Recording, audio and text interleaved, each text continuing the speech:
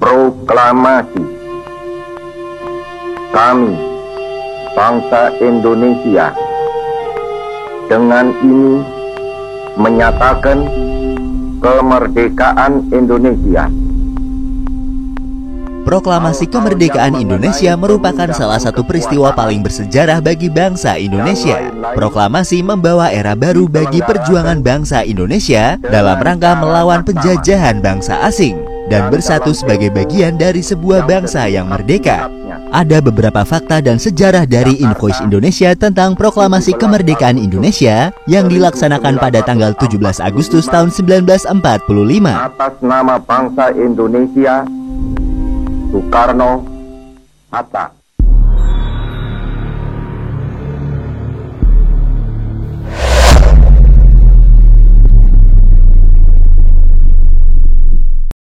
Kembali lagi di channel Invoice Indonesia, channel yang mungkin bisa menambah wawasan dan informasi yang belum kalian ketahui. Bom atom yang dijatuhkan di kota Hiroshima dan Nagasaki pada tanggal 6 dan 9 Agustus tahun 1945 membuat Jepang kemudian menyerah kepada pihak Amerika dan sekutunya. Momen ini pun kemudian dimanfaatkan oleh Indonesia untuk memproklamasikan kemerdekaannya. Pada tanggal 9 Agustus tahun 1945, Insinyur Soekarno, Muhammad Hatta, dan Rajiman Widyodiningrat diterbangkan ke kota Dalat, Vietnam untuk bertemu Marsikal Terauchi sebagai pimpinan tertinggi pasukan Jepang di Asia Tenggara. Mereka mendapat kabar bahwa pasukan Jepang sedang diambang kekalahan dan akan memberikan kemerdekaan kepada Indonesia. Sementara itu di Indonesia pada tanggal 10 Agustus, Sultan Syahrir telah mendengar berita melalui radio bahwa Jepang telah menyerah kepada pihak sekutu. Mengetahui hal tersebut, para pejuang bersiap-siap untuk memproklamasikan kemerdekaan Indonesia dan menolak bentuk kemerdekaan yang diberikan sebagai hadiah dari Jepang. Setelah Soekarno kembali ke tanah air dari pertemuannya di Vietnam, Sultan Syahrir mendesak agar Soekarno segera memproklamasikan kemerdekaan karena menganggap hasil pertemuan di kota Dalat sebagai tipu muslihat Jepang. Namun terjadi perbedaan pendapat antara golongan muda dan golongan tua dalam rencana proklamasi kemerdekaan Indonesia. Golongan muda mendesak agar proklamasi segera dilakukan, sementara golongan tua lebih mempertimbangkan dan tidak ingin terburu-buru. Mereka tidak menginginkan terjadinya pertumpahan darah saat proklamasi berlangsung. Konsultasi pun kemudian dilakukan dalam bentuk rapat PPKI atau Panitia Persiapan Kemerdekaan Indonesia. Golongan muda tidak menyetujui rapat tersebut karena menganggap bahwa PPKI adalah sebuah badan yang dibentuk oleh pemerintahan Jepang. Mereka menginginkan kemerdekaan bangsa Indonesia atas usaha sendiri, bukan atas pemberian Jepang. Puncaknya adalah pada dini hari tanggal 16 Agustus tahun 1945, para pejuang dari golongan muda diantaranya adalah Khairul Saleh, Sukarni, Wikana, Subandrio, D.N. Aidit bersama Sodanco Singgi yang merupakan salah satu seorang tentara peta dan pemuda lainnya. Mereka kemudian menjemput dan membawa Soekarno dan Muhammad Hatta ke Rengas Dengklok, Karawang. Peristiwa ini dikenal dengan peristiwa Rengas Dengklok. Tujuan dari penjemputan Soekarno dan Hatta oleh sekelompok pejuang tersebut adalah agar mereka tidak terpengaruh oleh Jepang dan juga mereka meyakinkan kembali kepada Soekarno dan Hatta bahwa Jepang telah menyerah dan para pejuang telah siap untuk melawan Jepang apapun resikonya. Malam harinya Soekarno dan Muhammad Hatta kembali ke Jakarta. Penyusunan teks proklamasi dilakukan oleh Insinyur Soekarno, Muhammad Hatta, dan Ahmad Subaryo Joyo di Suryo, serta disaksikan oleh Sukarni, Burhanuddin Muhammadiyah, Raden Sudiro, dan Sayuti Melik. Penyusunan teks proklamasi ini dilakukan di kediaman seorang perwira Angkatan Laut Kekaisaran Jepang, yaitu Laksamana Tadashi Maeda, di Jalan Imam Bonjol nomor 1 Menteng, Jakarta Pusat. Setelah konsep dari teks proklamasi selesai dan disepakati bersama, naskah tersebut kemudian disalin dan diketik oleh Sayuti Melik. Pada awalnya pembacaan proklamasi akan dilakukan di lapangan Ikada yang saat ini dikenal dengan lapangan Tugu Monas. Namun karena alasan keamanan, pembacaan proklamasi dipindahkan ke kediaman Soekarno di Jalan Pegangsaan Timur nomor 56 yang saat ini menjadi Jalan Proklamasi nomor 1 Menteng, Jakarta Pusat. Itulah sejarah singkat tentang Proklamasi Kemerdekaan Negara Republik Indonesia. Dan tahukah kalian, terdapat beberapa fakta menarik selama peristiwa proklamasi. Dan berikut adalah 16 fakta tentang proklamasi. Pembacaan Proklamasi Kemerdekaan Indonesia dilaksanakan pada hari Jumat, tanggal 17 Agustus tahun 1945 Masehi atau tanggal 17 Agustus tahun 2605 menurut tahun Jepang, dan bertepatan juga dengan tanggal 9 bulan Ramadan tahun 1364 Hijriah pada pukul 10 pagi. Bung Karno, sapaan akrab untuk Presiden Soekarno, ternyata sedang dalam kondisi yang tidak sehat ketika membacakan teks proklamasi pada tanggal 17 Agustus tahun 1945. 2 jam sebelum pembacaan proklamasi, Bung Karno masih tertidur pulas di kediamannya di Jalan Pegangsaan Timur nomor 56. Oleh dokternya, beliau didiagnosa terserang penyakit malaria tertiana. Suhu tubuh dari Bung Karno saat itu sangat tinggi, sehingga dokternya memberikan obat untuk menurunkan panas. Bung Karno lalu bangun dari tempat tidurnya pada pukul 9 pagi, dan pada pukul 10 pagi beliau membacakan teks proklamasi kemerdekaan Indonesia. Karena kondisinya yang sedang tidak sehat, Bung Karno saat itu tidak berpuasa. Meskipun sebelumnya sudah sempat makan sahur bersama sahabatnya yaitu Muhammad Hatta. Atas anjuran dari dokter pribadinya, Bung Karno kemudian membatalkan puasanya pada hari itu. Naskah asli dari teks proklamasi sempat menghilang. Naskah rancangan proklamasi yang ditulis tangan oleh Presiden Soekarno sempat hilang setelah naskah tersebut diketik ulang oleh Sayuti Melik. Kemungkinan karena naskah tersebut sudah diketik ulang, naskah asli tulisan tangan itu kemudian tidak terlalu diperhatikan sehingga ikut terbuang. Burhanuddin Muhammadiyah menemukan naskah asli tersebut di keranjang sampah di kediaman Laksamana Maida dan kemudian mengamankannya. Burhanuddin Muhammadiyah menyimpan naskah asli tersebut dan baru memberikannya kepada Presiden Soeharto pada tanggal 29 Mei tahun 1992. Sebelum diketik oleh Sayuti Melik, Muhammad Hatta atau yang akrab disapa dengan Bung Hatta ternyata sempat menugaskan Burhanuddin Muhammadiyah untuk menggadangkan atau memperbanyak teks proklamasi. Beliau juga memerintahkan untuk menyebarluaskan teks tersebut.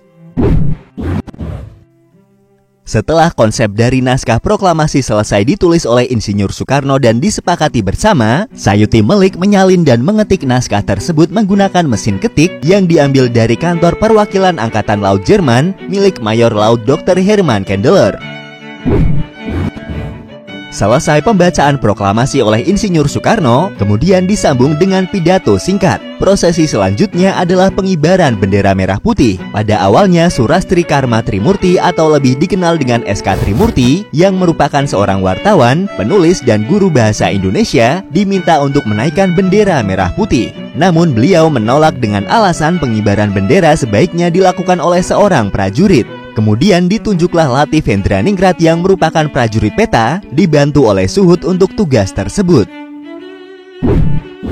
Bendera pusaka merah putih atau dikenal dengan sebutan Sang Saka Merah Putih yang dikibarkan pada 17 Agustus tahun 1945 dijahit sendiri oleh istri Presiden Soekarno yaitu Ibu Fatmawati. Beliau menjahit sendiri bendera tersebut.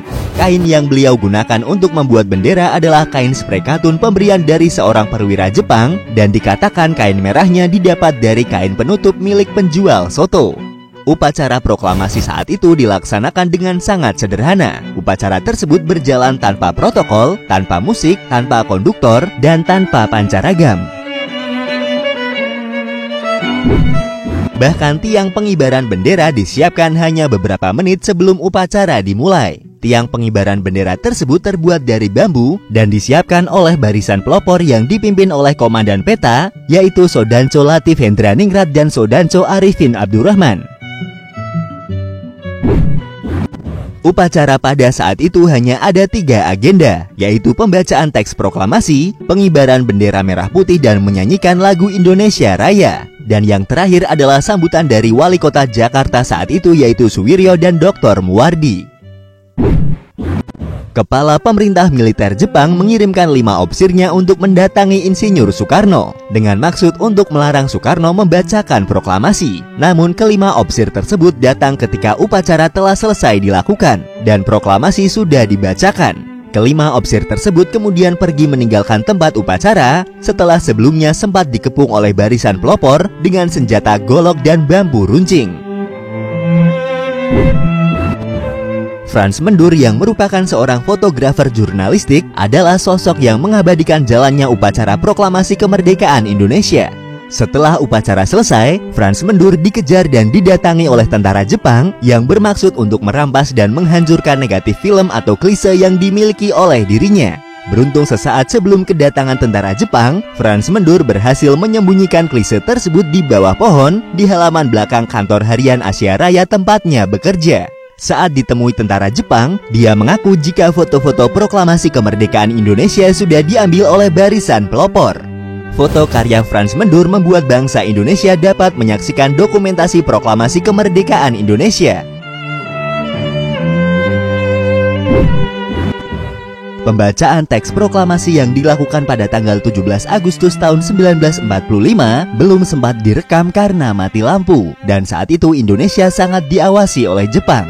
Pendiri RRI Jusuf Ronodipuro meminta Presiden Soekarno untuk mengulang dan merekam pembacaan teks proklamasi. Namun niat itu sempat ditolak oleh Soekarno yang menganggap pembacaan teks proklamasi hanya berlaku satu kali. Setelah dibujuk, Presiden Soekarno akhirnya bersedia untuk membacakan kembali teks proklamasi. Perekaman tersebut baru terlaksana pada tahun 1951 di studio RRI yang berlokasi di Jalan Medan Merdeka Barat nomor 4 Jakarta. Master rekaman teks proklamasi dikirim ke Lokananta di Solo untuk digandakan pada tahun 1959. Rekaman suara pembacaan teks proklamasi yang kita dengar saat ini merupakan hasil rekaman yang dilakukan 6 tahun setelah Indonesia merdeka. Gelar proklamator secara resmi didapat oleh Bung Karno dan Bung Hatta 41 tahun setelah kemerdekaan Indonesia. Meskipun gelar proklamator sudah diberikan oleh rakyat Indonesia sejak tahun 1945, namun pemberian gelar secara resmi dari pemerintah baru diberikan pada tahun 1986 atau 41 tahun setelah Indonesia merdeka. Pada awalnya, Bung Hatta sempat mengusulkan agar semua yang hadir dalam rapat perumusan naskah proklamasi untuk ikut menandatangani teks tersebut. Namun usulan itu kemudian ditolak oleh Soekarni. Apabila usulan tersebut disetujui, maka proklamator akan berjumlah lebih dari 2 orang. Selain sebagai hari jadi bangsa Indonesia, tanggal 17 Agustus juga merupakan tanggal di mana wafatnya 2 tokoh yang berjasa bagi bangsa Indonesia, yaitu pencipta lagu Indonesia Raya, Wage Rudolf Supratman atau yang lebih dikenal dengan W.R. Supratman. Beliau meninggal pada tanggal 17 Agustus tahun 1938 pada usia 34 tahun. Selain W.R. Supratman yang meninggal pada 17 Agustus, seorang pencetus ilmu bahasa Indonesia yaitu Herman Nobroner van der Tuk yang meninggal pada 17 Agustus tahun 1894 pada usia 69 tahun. Beliau adalah pencetus dasar linguistika modern beberapa bahasa yang dituturkan di Nusantara.